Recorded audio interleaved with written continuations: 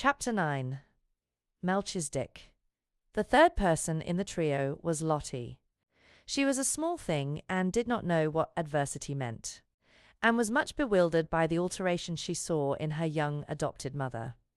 She had heard it rumoured that strange things had happened to Sarah, but she could not understand why she looked different, why she wore an old black frock, and came into the schoolroom only to teach instead of to sit in her place of honour and learn lessons herself.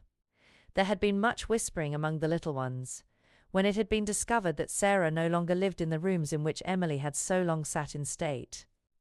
Lottie's chief difficulty was that Sarah said so little when one asked her questions. At 7 mysteries must be made very clear if one is to understand them. "Are you very poor now, Sarah?" She had asked confidentially the first morning her friend took charge of the small French class. "Are you as poor as a beggar?" She thrust a fat hand into the slim one and opened round, tearful eyes. "Don't want you to be as poor as a beggar," consoled her. She looked as if she was going to cry, and Sarah hurriedly, "I have a place to live in." "Beggars have nowhere to live," she said courageously. "Where do you live?" persisted Lottie. The new girl. "Sleeps in your room, and it isn't pretty any more." "I live in another room," said Sarah. "Is it a nice one?" inquired Lottie. "I want to go and see it." "You must not talk," said Sarah. "Miss Minchin is looking at us. She will be angry with me for letting you whisper." She had found out already that she was to be held accountable for everything which was objected to. If the children were not attentive, if they talked, if they were restless, it was she who would be reproved. But Lottie was a determined little person. If Sarah would not tell her where she lived, she would find out in some other way. She talked to her small companions and hung about the elder girls and listened when they were gossiping. And acting upon certain information they had unconsciously let drop, she started late one afternoon on a voyage of discovery, climbing stairs she had never known the existence of until she reached the attic floor. There she found 2 doors near each other, and opening one, she saw her beloved Sarah standing upon an old table and looking out of a window. "Sarah!" she cried, aghast. "Mamma, Sarah!" She was aghast because the attic was so bare and ugly and seemed so far away from all the world.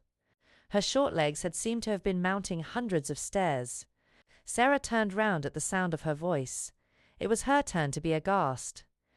What would happen now? If Lottie began to cry and anyone chanced to hear, they were both lost. She jumped down from her table and ran to the child. "Don't cry and make a noise," she implored. "I shall be scolded if you do, and I have been scolded all day." It's not such a bad room, Lottie, isn't it?" gasped Lottie, and as she looked round it she bit her lip. She was a spoiled child yet, but she was fond enough of her adopted parent to make an effort to control herself for her sake.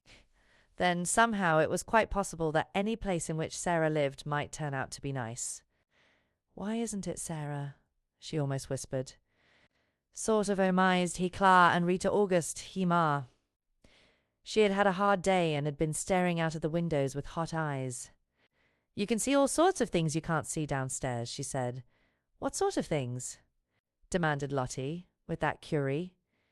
As it is, Sarah could always awaken even in bigger girls. "Chimneys quite close to us, with smoke curling up in wreaths and clouds and going up into the sky, and sparrows hopping about and talking to each other just as if they were people, and other attic windows where heads may pop out any minute, and you can wonder who they belong to. And it all feels as high up, as if it was another world. Oh, let me see it," cried Lottie. "Lift me up." So Sarah lifted her up, and they stood on the old table together, and leaned on the edge of the flat window in the roof, and looked out. Anyone who has not done this does not know what a different world they saw. The slates spread out on either side of them and slanted down into the rain gutter pipes. The sparrows, being at home there, twittered and hopped about quite without fear. 2 of them perched on the chimney top nearest and quarrelled with each other fiercely until one pecked the other and drove him away. The garret window next to theirs was shut because the house next door was empty. "I wish someone lived there," Sarah said. "It is so close that if there was a little girl in the attic, We could talk to each other through the windows and climb over to see each other if we were not afraid of falling. The sky seemed so much nearer than when one saw it from the street that Lottie was enchanted. From the attic window, among the chimney pots, the things which were happening in the world below seemed almost unreal. One scarcely believed in the existence of Miss Minchin and Miss Amelia and the schoolroom, and the roll of wheels in the square seemed a sound belonging to another existence. "Oh, Sarah," cried Lottie, cuddling in her guarding arm. "I like this attic, like it. It is nicer than downstairs. Look at that sparrow," whispered Sarah. "I wish I had. Some crumbs to throw to him. I have some," came in a little shriek from Lottie. "I have part of a bun in my pocket. I bought it with my penny yesterday, and I saved a bit."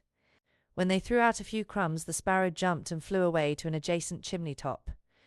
He was evidently not accustomed to intimates in attics. An unexpected crumb startled him. But when Lottie remained quite still, and Sarah chirped very softly, almost as if she were a sparrow herself, he saw that the thing which had alarmed him represented hospitality, after all. He put his head on one side, and from his perch on the chimney looked down at the crumbs with twinkling eyes. Lottie could scarcely keep still. "Will he come? Will he come?" she whispered. "His eyes look as if he would," Sarah whispered back. "He is thinking and thinking whether he dare. Yes, he will. Yes, he is coming." He flew down and hopped toward the crumbs, but stopped a few inches away from them, putting his head on one side again, as if reflecting on the chances that Sarah and Lottie might turn out to be big cats and jump on him. At last his heart told him they were really nicer than they looked, and he hopped nearer and nearer, darted at the biggest crumb with a lightning peck, seized it, and carried it away to the other side of his chimney. "Now he knows," said Sarah, "and he will come back for the others." He did come back, and even brought a friend, and the friend went away and brought a relative. And among them they made a hearty meal over which they twittered and chattered and exclaimed, stopping every now and then to purr their heads on one side and examine. Lottie and Sarah. Lottie was so delighted that she quite forgot her first shocked impression of the attic. In fact, when she was lifted down from the table and returned to earthly things, as it were, Sarah was able to point out to her many beauties in the room which she herself would not have suspected the existence of. "It is so little and so high above everything," she said, "that it is almost like a nest in a tree. The slanting ceiling is so funny. See? You can scarcely stand up at this end of the room. And when the morning begins to come, I can lie in bed and look right up into the sky through that flat window in the roof. It is like a square patch of light. If the sun is going to shine, little pink clouds float about, and I feel as if I could touch them. And if it rains, the drops patter and patter, as if they were saying something nice. Then if there are stars, you can lie and try to count how many go into the patch. It takes such a lot. And just look at that tiny rusty grate in the corner. If it was polished and there was a fire in it, just think how nice it would be.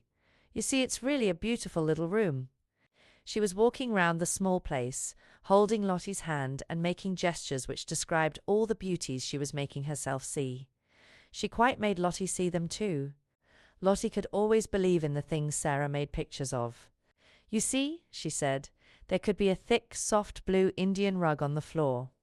And in that corner there could be a soft little sofa, with cushions to curl up on. And just over it could be a shelf full of books, so that one could reach them easily. And there could be a fur rug before the fire, and hangings on the wall to cover up the whitewash, and pictures.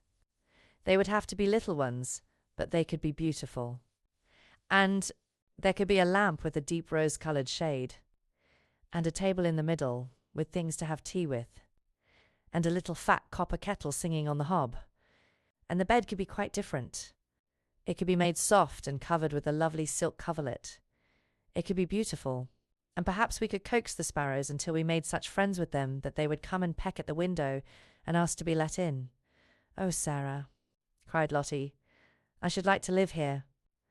When Sarah had persuaded her to go downstairs again, and after setting her on her way, had come back to her attic, she stood in the middle of it and looked about her. The enchantment of her imaginings for Lottie had died away.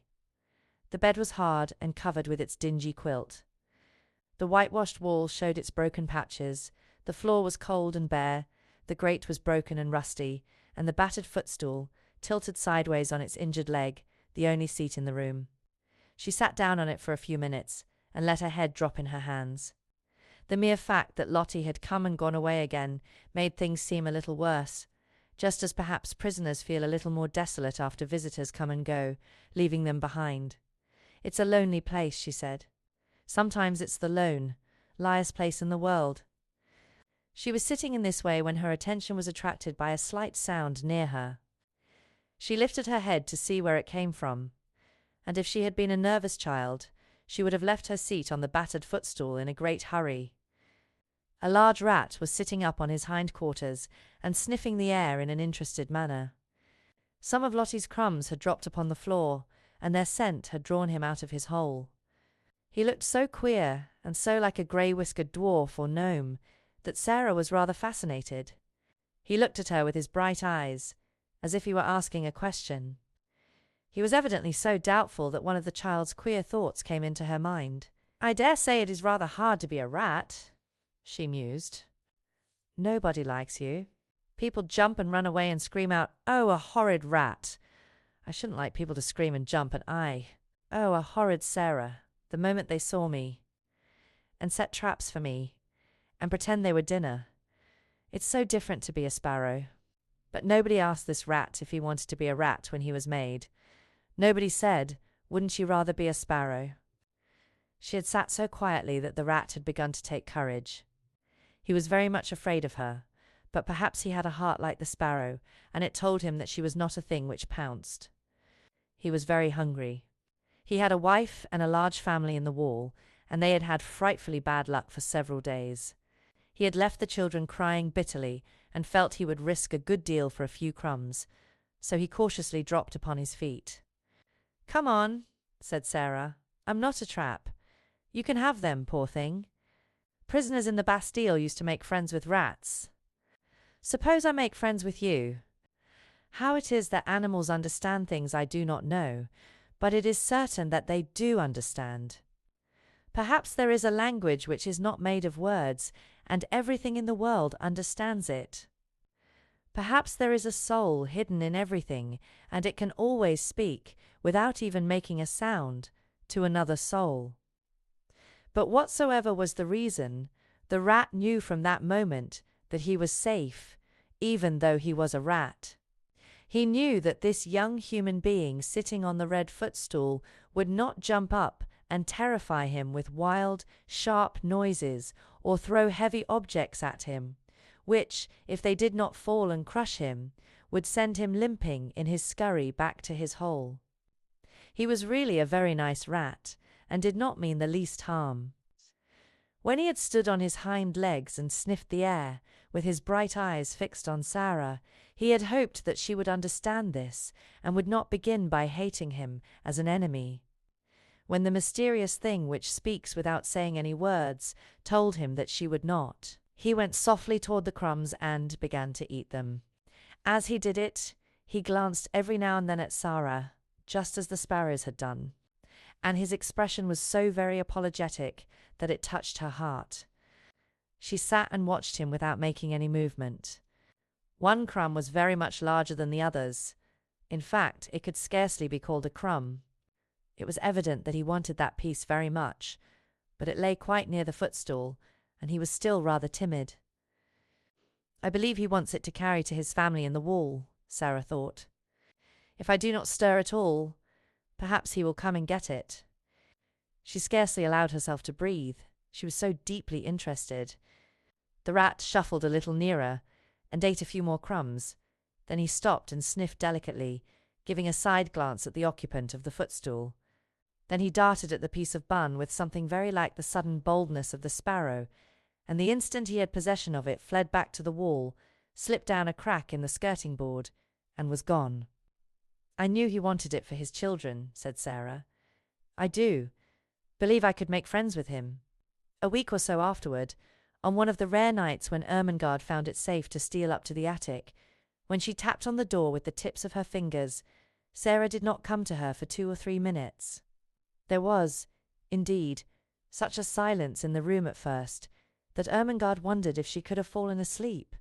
Then, to her surprise, she heard her utter a little low laugh and speak coaxingly to someone. There, Ermengarde heard her say, "Take it and go. Home, Melchizedek. Go home to your wife." Almost immediately Sarah opened the door, and when she did so, she found Ermengarde standing with alarmed eyes upon the threshold. Who are you talking to, Sarah?" she gasped out. Sarah drew her in cautiously, but she looked as if some thing pleased and amused her. "You must promise not to be frightened, not to scream." "The least bit, or I can't tell you," she answered. Ermengarde felt almost inclined to scream on the spot, but managed to control herself. She looked all round the attic and saw no one. And yet Sarah had certainly been speaking to someone. She thought of ghosts. "Is it something that will frighten me?" she asked Timur. "Astley. Some people are afraid of them," said Sarah. "I was at first, but I am not now." "Was it a ghost?" quaked Ermengarde. "No," said Sarah, laughing. "It was my rat." Ermengarde made one bound and landed in the middle of the little dingy bed. She tucked her feet under her nightgown and the red shawl. She did not scream, but she gasped with fright. "Oh, oh!" she cried under her breath. "A rat! A rat!" "I was afraid you would be frightened," said Sarah, "but you needn't be. I am making him tame. He actually knows me and comes out when I call him. Are you too frightened to want to see him?" The truth was that, as the days had gone on, and with the aid of scraps brought up from the kitchen, her curious friendship had developed, she had gradually forgotten that the timid creature she was becoming familiar with was a mere rat. At first, Ermengarde was too much alarmed to do anything but huddle in a heap upon the bed and tuck up her feet. But the sight of Sarah's composed little countenance and the story of Melchizedek's first appearance began at last to rouse her curiosity, and she leaned forward over the edge of the bed and watched Sarah go and kneel down by the hole in the skirting board. He won't run out quickly and jump on the bed, will he?" she said. "No," answered Sarah. "He's as polite as we are. He is. Just like a person. Now watch." She began to make a low whistling sound, so low and coaxing that it could only have been heard in entire stillness. She did it several times, looking entirely absorbed in it. Ermengarde thought she looked as if she were working a spell. And at last, evidently in response to it, a grey-whiskered, bright-eyed head peeped out of the hole. Sarah had some crumbs in her hand. She dropped them, and Melchizedek came quietly forth and ate them. A piece of larger size than the rest he took and carried in the most businesslike manner back to his home. "You see," said Sarah, "that is for his wife and children. He is very nice. He only eats the little bits. After he goes back, I can always hear his family squeaking for joy. There are 3 kinds of squeaks. One kind is the children's, and one is Mrs. Melchizedek's, and one is Melchizedek's own." Ermengarde began to laugh. "Oh, Sarah," she said, "you are queer, but you are nice." "I know I am queer," admitted Sarah cheerfully, "and I try to be nice." She rubbed her forehead with her little brown paw, and a puzzled, tender look came into her face. "Papa always laughed at me," she said, "but I liked it. He thought I was queer, but he liked me to make up things. I can't help making up things. If I didn't, I don't believe I could live." She paused and glanced around the attic. "Am sure I couldn't live here," she added in a low voice. Ermengarde was interested, as she always was. "When you talk about things," she said, "they seem as if they grew real. You talk about Melchizedek as if he was a person." "He is a person," said Sarah. "He gets hungry and frightened, just as we do. And he is married and has children. How do we know he doesn't think things just as we do? His eyes look as if he was a person. That was why I gave him a name." She sat down on the floor in her favorite attitude, holding her knees. "Besides," she said, "he is a Bastille rat, sent to be my friend. I can always get a bit of bread the cook has thrown away, and it is quite enough to support him." "Is it the Bastille yet?" asked Ermengarde eagerly. Do you always pretend it is the Bastille? Nearly always, answered Sarah. Sometimes I try to pretend it is another kind of place. But the Bastille is generally easiest, particularly when it is cold. Just at that moment, Ermengarde almost jumped off the bed. She was so startled by a sound she heard. It was like two distinct knocks on the wall. "What is that?" she exclaimed. Sarah got up from the floor and answered quite dramatically, "It is the prisoner in the next cell." "Becky!" cried Ermengarde, enraptured. "Yes," said Sarah. "Listen. The two knocks meant, 'Prisoner, are you there?'" She knocked 3 times on the wall herself, as if in answer. "That means, 'Yes, I am here, and all is well.'"